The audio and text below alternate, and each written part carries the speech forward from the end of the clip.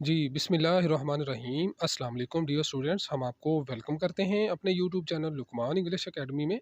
So dear students, आज की video के अंदर हम बात करेंगे कि पाकिस्तान एयरफोर्स के अंदर जो कमीशन्ड ऑफिसर्स की जॉब्स आई हुई हैं, जिनमें एयर डिफेंस है, ड्यूटी पायलट है, लॉजिस्टिक है, कॉलेज ऑफ एरोनॉटिकल इंजीनियरिंग है, और उसके बाद आप लोगों की जो एडमिन और स्पेशल ड्यूटीज़ की जो जॉब्स हैं, तो इनके अंदर आपका टेस्ट सिलेबस क्या क्या होगा, टेस्ट का पैटर्न क्या होगा, मेल और फीमेल ने कौन कौन से सब्जेक्ट्स पे फोकस करना है ताकि वो अपना टेस्ट क्वालिफाई कर सकें। ठीक है। तो यहाँ पर एक चीज़ मैं आप लोगों को बता दूँ कि मैं इंशाल्लाह आपको एंड के ऊपर, वीडियो के एंड के ऊपर, आपकी जो ऐड है उसके बारे में भी एक्सप्लेन करूँगा कि वहाँ पर आपका जो टेस्ट सिलेबस है वो किस तरह से दिया गया है। ठीक है। तो आपने जब तैयारी करनी है तो इन चीज़ों को ज़हन में रखते हुए तैयारी करनी है। और एक और चीज़ यहाँ पर कि हमारी ऑनलाइन टेस्ट प्रिपरेशन स्टार्ट है। आपको स्क्रीन पर नंबर नज़र आ रहा होगा व्हाट्सएप पे, तो आप इस पे कांटेक्ट करके सारी डिटेल कोर्स की आप ले सकते हैं, और हमारी जो टेस्ट प्रिपरेशन है वो स्टार्ट हो चुकी है। ठीक है।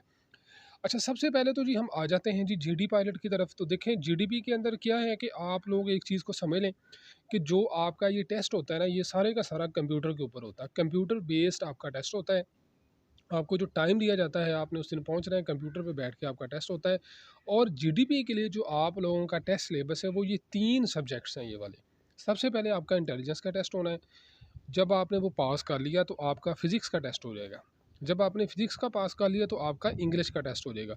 अब इसमें आगे पीछे हो सकता है, लेकिन सबसे पहले जो मेन चीज़ है इंटेलिजेंस टेस्ट, वो आपका पहले होगा। इंग्लिश और फ़िज़िक्स आगे पीछे हो सकता है। ठीक है। तो जैसे ही आपने इंटेलिजेंस का जो टेस्ट पास कर लिया, तो वो पास करने के बाद आपका अगला जो टेस्ट है वो ज़्यादा तौर पर जो है ना वो इंग्लिश का टेस्ट आता है। तो इंग्लिश का टेस्ट आपका आ जाएगा। जब आपने वो पास कर लिया तो फिर आपका फ़िज़िक्स का टेस्ट आ जाएगा। ठीक है, यहाँ तक आपको समझ आ गई है? तो अब इसके अंदर एक और चीज़ कि आपको बेसिक थोड़ी बहुत कंप्यूटर को चलाने की हौ ना होनी चाहिए, कि यानी आपने माउस को कैसे यूज़ करना है, वहाँ पर अगर रजिस्ट्रेशन नंबर लिखना है वो कैसे लिखना है, रोल नंबर आपने कैसे लिखना है, और अगर आपने वहाँ पर नेक्स्ट करना है या जो भी पॉइंट आपने चूज़ करना है तो वो कैसे करना है। उसके लिए ये होता है कि आप किसी भी कंप्यूटर पे या लैपटॉप पे बैठ के माउस लगा के आप थोड़ी सी प्रैक्टिस कर लें 1 या 2 दिन, तो वो आपको पता चल जाता है कि मैंने माउस को कैसे यूज़ करना है। ये मैं इसलिए कह रहा हूँ कि जब स्टूडेंट्स वहाँ पे जाते हैं तो उनको काफ़ी सारी चीज़ों की परेशानी का सामना करना पड़ता है। एनीवे जी, हम आ जाते हैं जी, उसके बाद आपका जो पैटर्न होता है पेपर का, उसके अंदर क्या होता है जो नॉर्मली जो चल रहा है, बाज़ औक़ात इससे चेंज हो जाता है। ये नहीं मैं कहता कि ऐसे ही होगा, बाज़ का चेंज हो जाता है। इंटेलिजेंस का आपका सबसे पहला जो टेस्ट होता है, इसमें 100 एमसीक्यूज़ होते हैं और आपको 40 मिनट का या 35 मिनट का टाइम दिया जाता है। ठीक है? ये चेंज होता है, मैं इसलिए कह रहा हूँ कि या तो 40 मिनट का टाइम होता है या 35 मिनट्स का टाइम होता है। ठीक है? जैसे ही आपने इंटेलिजेंस टेस्ट पास कर लेना है तो फिर आपका इंग्लिश या फिज़िक्स का टेस्ट स्टार्ट हो जाता है। तो उसके अंदर आपके 75 एमसीक्यूज़ होते हैं, और इसमें भी तकरीबन आपको 35 टू 40 मिनट आपको टाइम दिया जाता है। ठीक है? अब जो इंटेलिजेंस का टेस्ट होता है, इसके अंदर क्या होता है, इसमें वर्बल और नॉन वर्बल शामिल होते हैं। उसके बाद जो इंग्लिश है, इंग्लिश के अंदर आपका जो टेंसेस, आपके एक्टिव पैसिव, आपके डायरेक्ट इनडायरेक्ट, और आपकी जो ग्रामर है, यानी इसमें प्रेपोजिशंस, और आपकी जो काइंड ऑफ जो आपकी वर्ब है, और इस तरह की जो आपकी जो ग्रामर है वो आपकी बहुत ज़्यादा इसके अंदर शामिल होती है। और इंग्लिश में बहुत ज़्यादा स्टूडेंट्स फेल होते हैं। इसी वजह से मैं कह रहा हूँ कि हमारी जो तैयारी है उसके अंदर मैडम स्पेशली इंग्लिश की तैयारी करवाती हैं, और उन्होंने सारा इंग्लिश का टेस्ट लेना है। आप लोगों को सारा जो जितना भी आप लोगों के पार्ट्स ऑफ स्पीच हैं या जो ग्रामर है वो सारी की सारी उन्होंने ही तैयार करवानी है। ठीक है? तो यही वजह है कि हम 2 टीचर जो है ना वो वहाँ पर तैयारी करवा रहे हैं, और अल्हम्दुलिल्लाह हमारा रिज़ल्ट भी अच्छा रहता है। उसके बाद हम आ जाते हैं जी एयर डिफेंस की तरफ। अब एयर डिफेंस क्या होता है, ये मैंने इसकी वीडियो ऑलरेडी बनाई हुई है, आप उसको वॉच कर सकते हैं। और उसमें पहले देख लें आप लोगों की एयर डिफेंस होता क्या है, ये काफ़ी सारे स्टूडेंट्स का मसला था। तो बहरहाल इनके अंदर जो आपका टेस्ट सिलेबस है वो भी बिल्कुल सेम होगा जो जीडीपी का। वो 3-4 ब्रांचेज़ ऐसी हैं जिनका टेस्ट सिलेबस बिल्कुल सेम होता है जैसे कि जीडीपी का है। ठीक है? यानी वही इंटेलिजेंस होगा, फिज़िक्स होगा और इंग्लिश का टेस्ट होगा। ठीक है? टाइम भी इनके अंदर यही होता है, सवाल आगे पीछे हो सकते हैं। बाज़ औक़ात 100 की बजाय 75 एमसीक्यूज़ आ जाते हैं, तो वो चेंज हो जाते हैं। लेकिन नॉर्मली जो है ना वो आपको 1 मिनट के अंदर जो है ना वो 2 से 3 क्वेश्चन का आपको ड्यूरेशन दिया जाता है कि आपने 1 मिनट में इतने कर लें। ठीक है? अच्छा, उसके बाद हम एडमिन एंड स्पेशल जो ड्यूटीज़ हैं उनकी बात करें। अच्छा, ये जितनी भी ब्रांचेज़ हैं जिनकी मैं बात कर रहा हूँ, ये नॉर्मली परमानेंट कमीशंस की हैं। ठीक है? तो जब हम बात करेंगे ना शॉर्ट सर्विसेज कमीशन में, उनमें डिफरेंट है, वो मैं थोड़ा आगे वीडियो पे जाके एक और आपको बताऊँगा जिसमें आपका जो ऐड होगा वो उसके हवाले से मैं आपको एक्सप्लेन करूँगा। तो इसके अंदर भी जो आपका पैटर्न है और जो सिलेबस है वो ऑलमोस्ट सेम है, ठीक है? तो जितने भी लोगों ने इसकी तैयारी करनी है वो इन चीज़ों को मद्देनज़र रखते हुए करें, और ताकि आप लोगों को वहाँ पर किसी भी किस्म की परेशानी का सामना ना करना पड़े।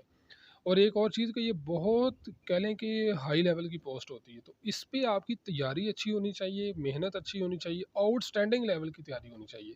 फिर ही टेस्ट आप क्वालिफ़ाई करते हैं, फिर ही जाके चीज़ें आगे आती हैं। अब हम आ जाते हैं जी लॉजिस्टिक्स के ऊपर। तो लॉजिस्टिक्स क्या ब्रांच होती है, ये भी मैं इसकी वीडियो बना रहा हूँ।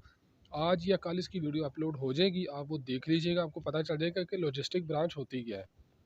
तो इसके अंदर जो टेस्ट सिलेबस या इसका जो टेस्ट पैटर्न होगा ये भी सेम होता है, और वो भी यानी कह लें कि वही होगा जो आप लोगों ने पहले इंग्लिश हो गया, इंटेलिजेंस हो गया, या आपका जो फिज़िक्स का टेस्ट हो गया, तो ये सेम होगा आपका, ठीक है? अब फ़र्क कहाँ पर आता है? फ़र्क आ जाता है जब आप एरोनॉटिकल इंजीनियरिंग के अंदर आपने अप्लाई किया हुआ है। तो इंजीनियरिंग की जो ब्रांच है इसके अंदर आपका मैथमेटिक्स का टेस्ट शामिल हो जाता है। ये फ़र्क है बस। ठीक है? यानी अगर आप देखें ना, तो आपके जितने भी आप जिस भी पोस्ट पे आपने अप्लाई किया हुआ है, सिवाय इसके कि आपने जो सब्जेक्ट स्पेशलिस्ट या एजुकेशन ब्रांच के अंदर अप्लाई किया हो, तो सबका जो टेस्ट सिलेबस है वो यही चीज़। ओके, अभी आप लोगों के सामने ये ऐड है जो कि आपको पाकिस्तान एयरफोर्स की वेबसाइट के ऊपर आपको नज़र आ रही होगी। तो अब इस ऐड के अंदर आप देखें, जो मैं मेन चीज़ आपको दिखाना चाह रहा हूँ कि आप लोगों का जो टेस्ट का सिलेबस होगा वो क्या होगा। देखिए यहाँ पर लिखा हुआ है कि सिलेक्शन प्रोसीजर है, तो आप इसको देखें ज़रा गौर से। बहुत सारे स्टूडेंट्स कह रहे थे कि जो ऐड है ना वो हमें वाज़ेह तौर पर नज़र नहीं आ रही। तो इसका सबसे अच्छा हल ये है कि इनकी पाकिस्तान एयरफोर्स की वेबसाइट पे जाएँ, वहाँ पर जो ऐड है ये वही ऐड है, इसको डाउनलोड कर लें, वो आपको बिल्कुल वाज़ेह तौर पर नज़र आती है। अब इसके अंदर देखिए सबसे पहली जो चीज़ है जो मैं बात कर रहा था कि GDP, air defence, admin and security duties, और उसके बाद है लॉजिस्टिक्स, इनका इंग्लिश एंड फिज़िक्स लिखा हुआ है, ठीक है? तो अब ये देखें, एक चीज़ आप देख लें, इसमें ये ना कहें कि इसमें इंग्लिश नहीं है, इंटेलिजेंस नहीं है।